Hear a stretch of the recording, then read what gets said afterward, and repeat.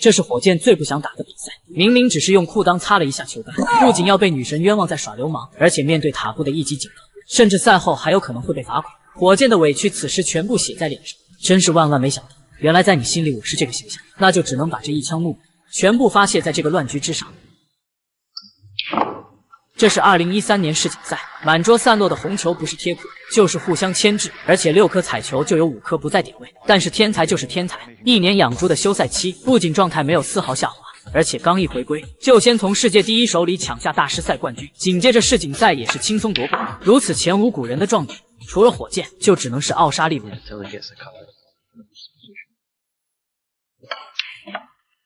绝了！中低杆的右塞，母球带着强烈的旋转，完美校位黑球。这个局面也只有将黑球复活，还能有继续为球上分的可能。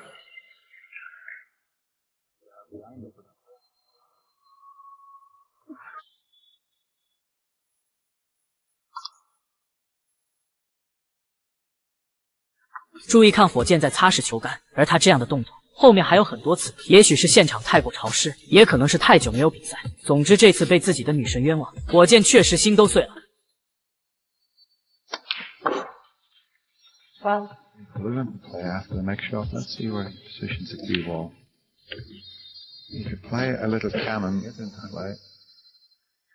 真的是不服不行，看似轻描淡写的一杆打红教篮，母球1个毫米级的精准落位，中间这个互相牵制的球堆也就瞬间豁然开朗。火箭处理乱局的思路真的是无人可及。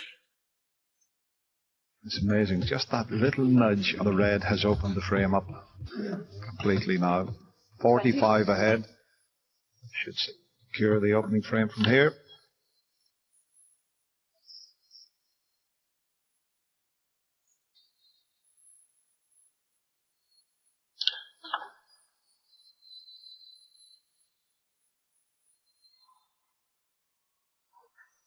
That's it.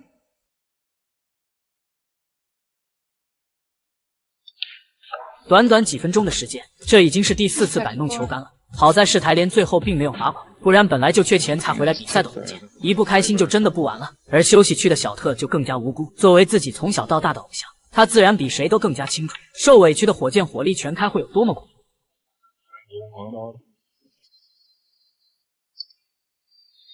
Yeah, changed his step after his first round match. He wasn't happy with it.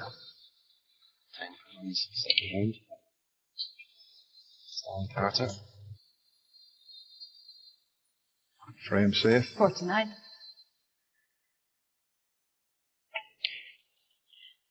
.50好球，完美解决2颗贴库红球，现场观众也是彻底。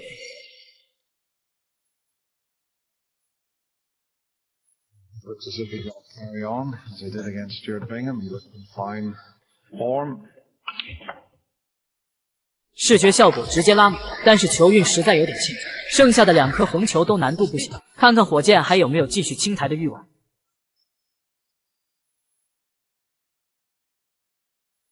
很可惜，打丢了难度很大的中锋。很多球迷都说这是因为火箭心里有数，只想赶紧打完比赛然后回家。兄弟们，你们觉得呢？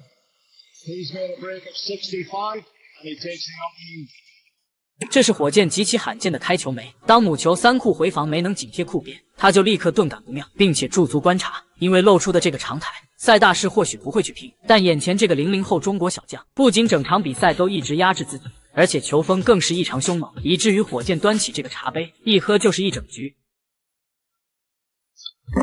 真敢打，下打回球。没怯场，就相当不怯场。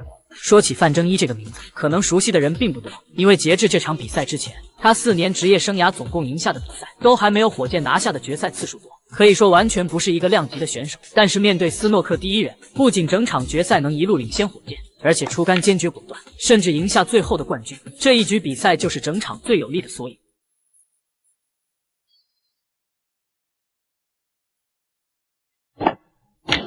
漂亮，真的是毫不手软。面对火箭敢于亮剑，这也是成为一流高手的必备条件。毕竟斯诺克台坛遇上火箭就畏手畏脚，不会打球的人数不胜数。01这一路 Top 16的选手也赢了，也不是说运气上来的。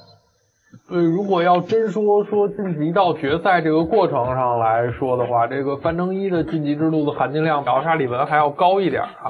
我觉得最起码高1条半截。对，这个2个 Top 16选手，严炳超和凯伦威尔逊都给办了。另外说的决赛现在能和奥沙利文打到这份儿上啊，不容易了，相当不容易。现在粉球不再点位，球形其实也并不明朗。如果光有准度没有控球，想要一杆超分也是痴人说梦，更何况还要打完15颗红球的全清台。我们来看范正一如何抽丝剥茧，化腐朽为神奇。在本次的决赛结束之后啊，不管战局如何，范正一的排名铁定会上升到前60。对，如果你要是夺冠，能上到30多位。而且我们就满算是还是说范正一是亚军的情况下啊，他的在赛季末的临时排名会到大概50左右，所以基本上保级这个事儿就跟范正一没关系了。对。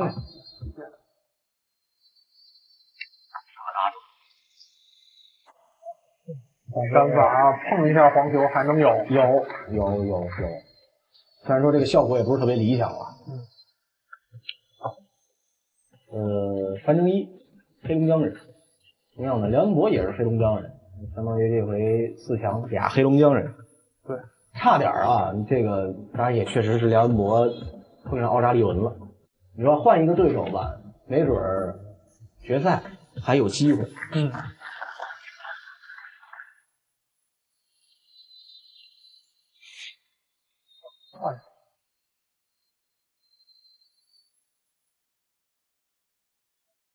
范正一3岁开始先学的乒乓球，4岁半才第一次接触台球，但是5岁就在妈妈的陪同下参加全国青少年美式台球锦标赛，并且取得14岁以下少年组第5名的成绩。9岁以后开始拜在丁俊晖恩师武文忠先生门下，妥妥一个别人家的孩子。其实看他的名字就很能说明问题，如果不是有记者确认过，还真容易被人误会成艺名。从范正一这3个字就不难看出，他的家人对他给予了厚望。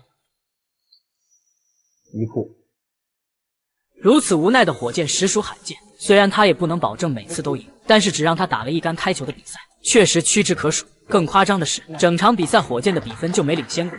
作为范正一从小的偶像，能够亲手战胜一次自己的英雄，还有什么是比这更梦幻的吗？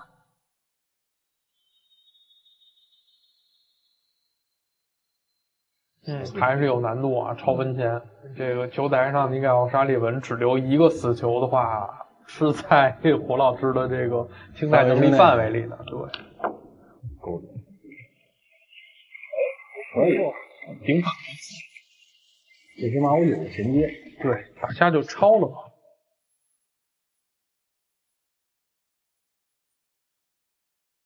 本届欧洲大师赛开始之前，范正一职业生涯的破百数还是个位数。对，当然也是因为他自己有点小执拗，在这之前啊，其实大家也都知道，他一直是想把自己这个第一杆破百，打出147啊，是他的第一杆破百，所以有好几次打到90分之后啊，自个儿就停了这种事儿。这想法说实话有挺个性啊，但是确实是别扭一点。结果这个坚持了3年之后，这个赛季开始也是放弃了。熟悉范正一的都知道，他这个破百能力还是很强的。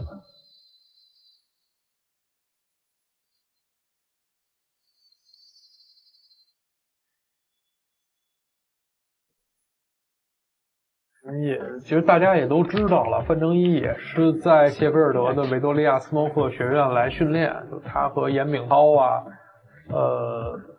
赵欣彤啊、吕浩天啊，是吧？这都是训练伙伴，好搭子。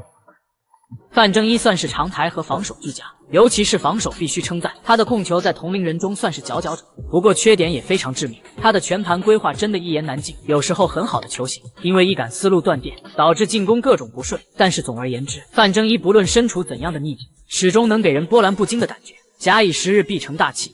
1-2年来成绩都非常好啊，严炳涛跟赵金东摆在这儿不说了，范正一这个决赛大家也是眼瞅见的。另外还有是司家辉，没有问题顺利破百，其实不难感觉出来，现场的球迷都是来看火箭，尤其是最后火箭输球，赛后更被球迷质疑放水。刚刚拿下7套大满贯的火箭，怎么可能输给一个愣头青？其实放不放水，1000个人能有1000种看法，但这杆开球没就是最好的反击。火箭从始至终都没有上场，如果自身没有过硬的本领，对手就是放一片海，那也是扶不起的阿斗。范正一这硬邦邦的全青台，兄弟们觉得这个实力如何？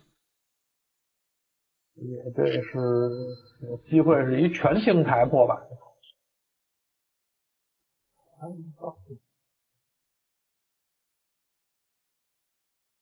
就你把脸挡上啊，你都不知道是赵金童还是范正一打的。